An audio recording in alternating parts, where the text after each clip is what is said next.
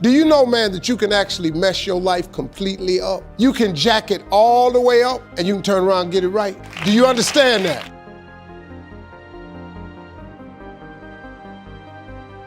See, the real secret, and I tell this to everybody, you have to care about every minute of your day. It's too many people doing stuff that's non-productive. You ain't got time for that. If you ain't where you want to be, you got to be hustling. The dream is free. The hustle is so separate. It's the deal. And so every minute of my day is planned, even when whatever I do, but look, man, if you got to smoke one every day, if you got to drink a cold one every day, if you got to make sure you watch Scandal when it come on Mondays, and you got to be there for Atlanta Housewives on Wednesday, if that's your schedule right there, I got some very startling news for you. You ain't gonna make it, man. You ain't gonna make it. You're not gonna be successful. You're gonna be ordinary, man. If you wanna be ordinary, there's nothing wrong with that.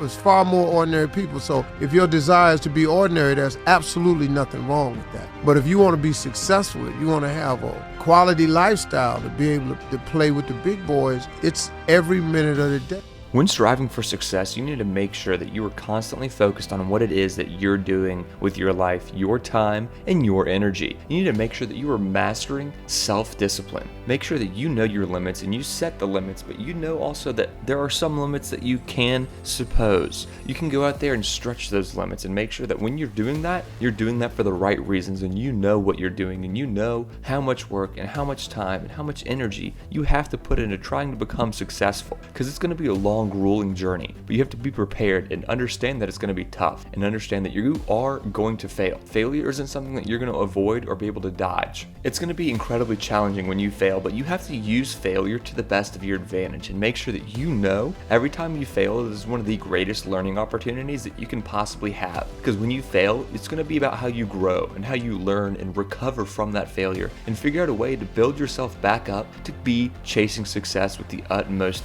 ferocity. To get super excited to go after it with the utmost passion and just sheer joy that you're excited to go try to achieve your goals that you set out to achieve with so much energy and so much excitement that other people are going to be really confused about how you just failed, yet you're still super excited and super pumped. So make sure you do everything with 100% commitment and never give half effort. As I was thinking about the other day, I was thinking about parenting, because my kids are parents now. I have 3 kids of mine that's parents now. And it's very different because they discipline their kids different.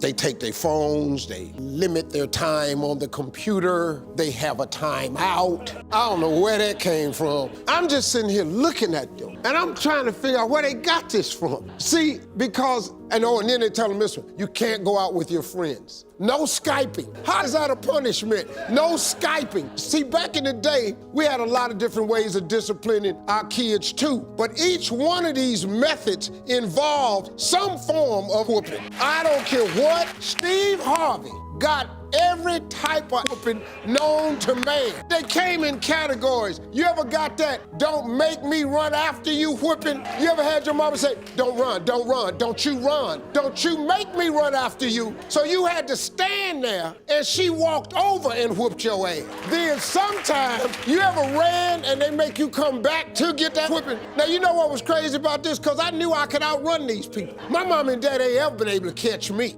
One of my weak points in my personal life is I don't like technical stuff. So even though I have to be on Twitter and Instagram and Facebook, I don't care for that. So guess what? I find somebody who loves to do that. I find somebody who has a strength where I have a weakness, and I partner with them. All you're trying to do is get to the goal. No one gets there by themselves. Everybody needs help. Now, when you know what you got going for you, be confident, not cocky. Managing your strengths, knowing what they are, and don't let nobody talk you out of it. And that gets you fight ready. You just gotta keep developing the strength. Don't let nobody talk you up. At the same time, you must work on improving your weaknesses. So I've had to, in spite of myself, get on Instagram, get on Twitter, get on Facebook. I gotta do the videos whether I want to or not, because the world is moving to social media. If I had as many followers as Kim Kardashian, I probably wouldn't even have to do this TV show. But don't go down there memorize all these scriptures and then don't apply none of them to your life. That's what I'm talking about. Quit going down there just to go and just get a couple of scriptures and apply them to you. Let me give you one that's real simple. See, these principles of success, they've taken all of these scriptures and they putting them in books and they call them, Think and Grow Rich by Napoleon Hill, The Magic of Thinking Big by David Schwartz. But everything in there is a scripture.